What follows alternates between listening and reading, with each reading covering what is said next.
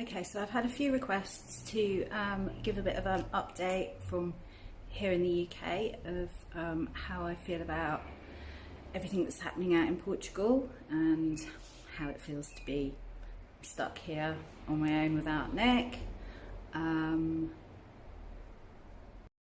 you have to excuse me, I'm incredibly hot and sweaty. I've just been to a Zumba class and I'm just on my way home. I thought I'd stop here, it might be a little bit more sheltered with the lovely mountain in the background. Hopefully it's not too windy. So Nick's been gone for nearly 3 weeks now, and I've just been working lots of night shifts, not really having any downtime, just busy working and kind of keeping the home fires burning, and eagerly looking forward to his video updates of everything that's been going on. And it's been wonderful to see the progress that he's been making out there. I can't wait to be out there with him. Obviously I'm missing him like crazy, but yeah, it's just brilliant to see all the work that's going on and to see the house at a different time of year and the gardens looking lovely. And I just can't wait to get out there and start growing things. I've already got a list of trees that I want. Yeah, I've resigned myself to the fact that the walnut tree has to go, but it's staying until the end of the season. I want Nick to gather all the walnuts from it, and if we can somehow propagate a baby walnut from that tree, that would be marvellous. Yeah, so obviously I've got lots of plans for the garden and things that I want to do out there. Obviously we want to grow as much as we possibly can, and I think we've got enough space to be able to be fairly self-sufficient with growing most of our own fruit and veg. What else do I want to do? Oh, I've got so many plans. But yeah, first of all, the garden will be my first thing, really. Obviously, the house is down to Nick. I'll do what I can to help there. But I'm hoping the main stuff will be done by the time I get there. Obviously, I don't know when I'm going to be able to get out there. I'm kind of hoping they'll drop the quarantine coming back, because obviously to come out for any length of time and then have to quarantine on the way back is just, it's not doable for me in my line of work. So yeah, I'm just gonna work as much as I can, and if I can get out there to join Nick by the end of the summer, maybe the autumn, then that would be lovely. But if not, I've resigned myself to just keeping my head down and working and getting as much done here that I can. Bang!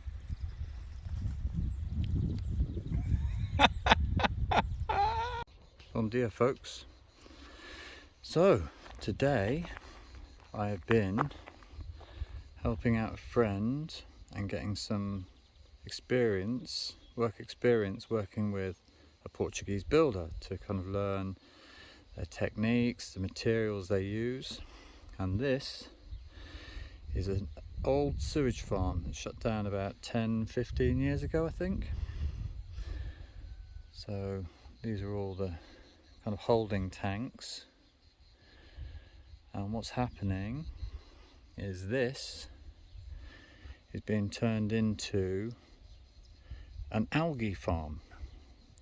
Now I'm so intrigued by this and so interested that I'm more than happy to come and do some work experience here. So basically what's going to happen is there's going to be some very shallow tanks.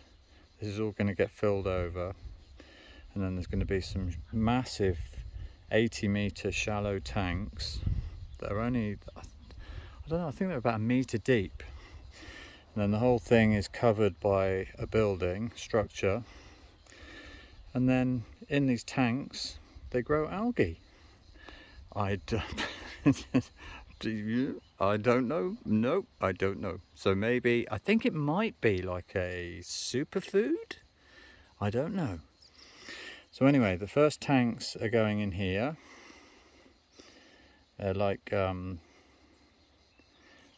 kind of figure of 8. Anyway, the first 2 are going in there, and then after that one's operating, then there'll be more made in these tanks. So today we've been laying blocks over at this end, over here. I'll take you over there now. Around here they're building like a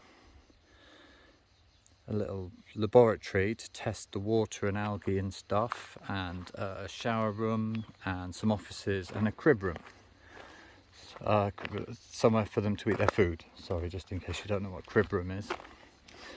So that's so I'll take you over and I'll show you what we've been doing today.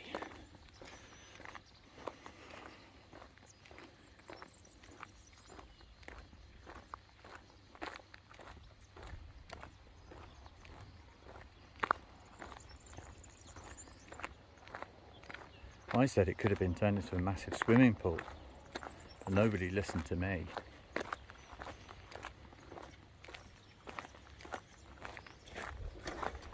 And here's the star of the show,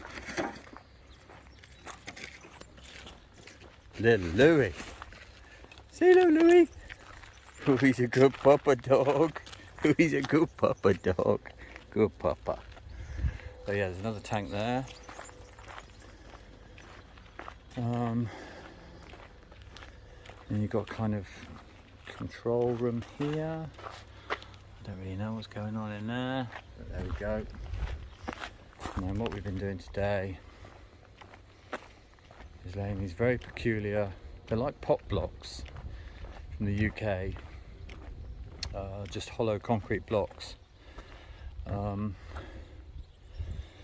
this, in this corner here we go, here that's going to be a little bathroom and a shower room, I think a little kitchen area at the back here, and this is a little laboratory for testing algae, water, I don't know. We are but the simpletons in all this. And then I think this is going to be the crib room, and then tomorrow we're going to be building these kind of pine offices. So anyway, this is what ye old sewage work looks like.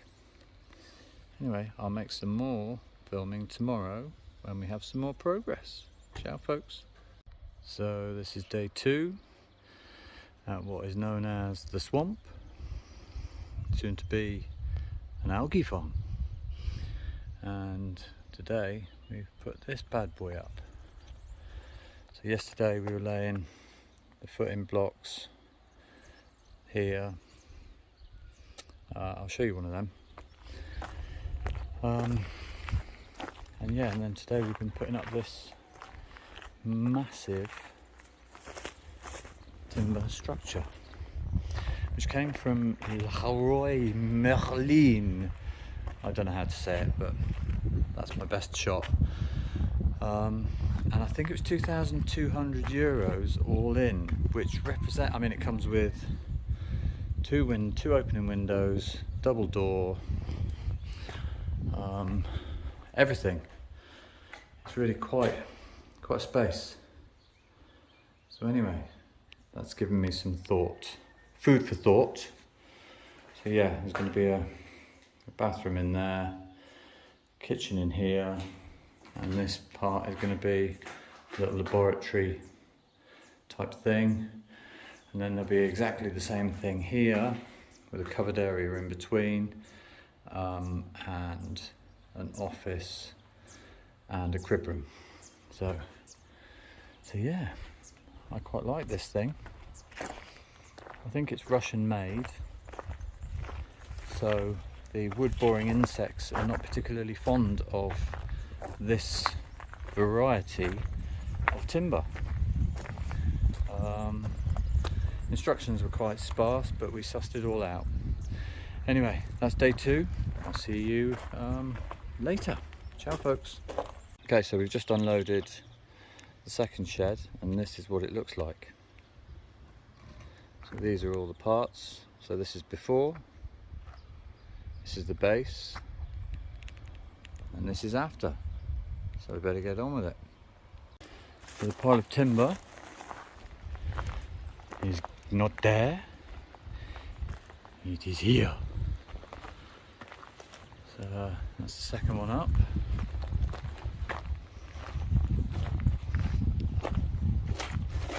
They really are quite smart, these, for a couple of grand.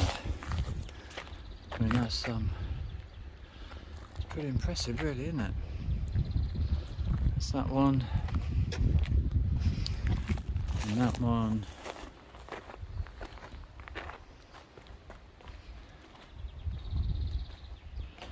So yeah, what I've learned today is Portugal's really hot.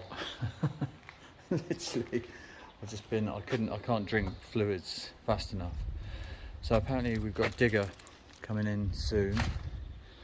Well, they've got a digger coming in soon to get rid of all these concrete dividers and get rid of all this plastic and stuff.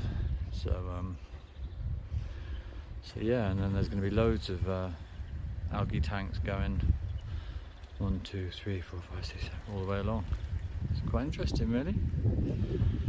And I don't think there's one here. I'm just going to show you the pot blocks. I think there is one here. Yes, here's one.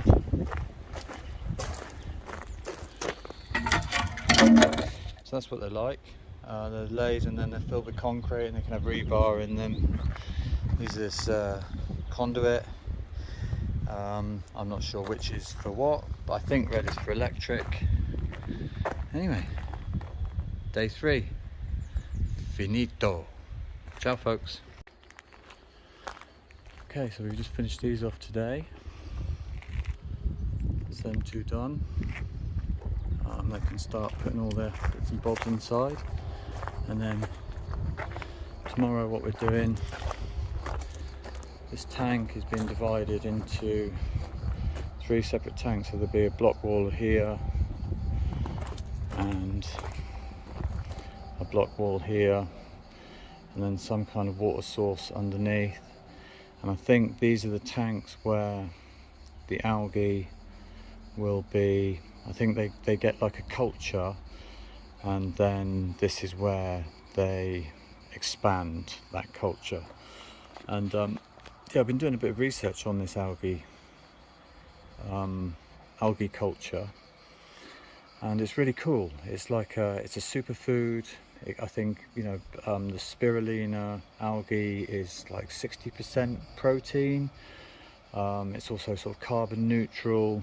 It can be used as fertilizers in certain circumstances, and it can be used for animal feed and food coloring, and yeah, it's carbon neutral, and it can also be used to kind of reverse climate change because the algae consumes CO2.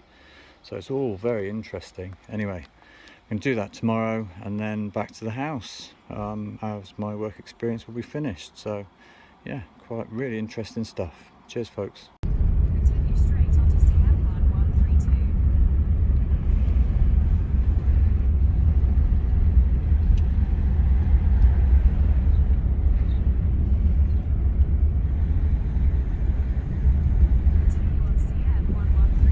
2 kilometers.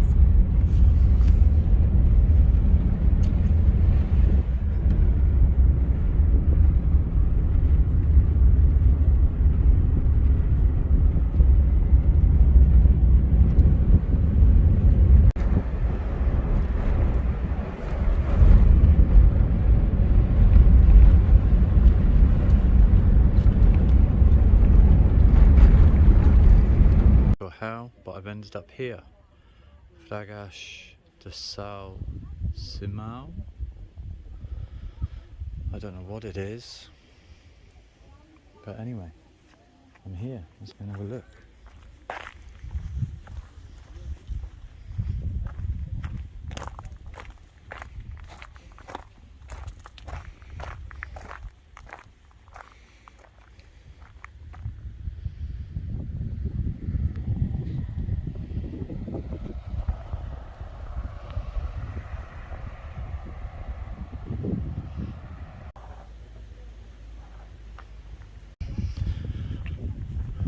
Fragas De Sao Simao, and it would appear to be some kind of lookout point.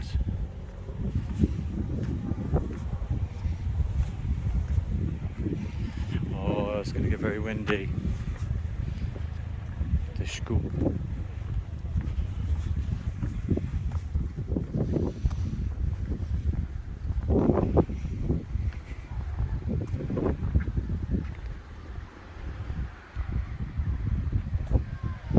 Holy moly, this is high up.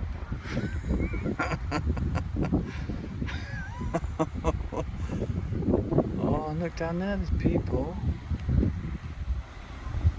swimming. Wow, okay. So this must be some kind of river beach. Oh, look, pools.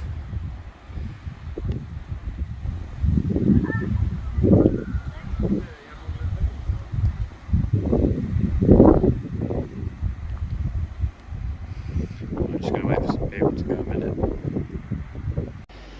So Sarah, this is going to make your vertigo just go wibbity woo. I really don't want to drop my phone down there.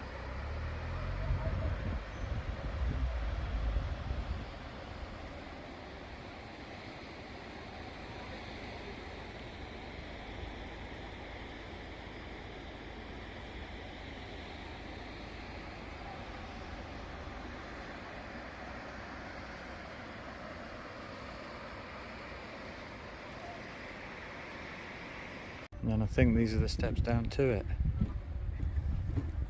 I really can't be asked. Look how far they go. Imagine if you spent a day swimming down there and then had to walk back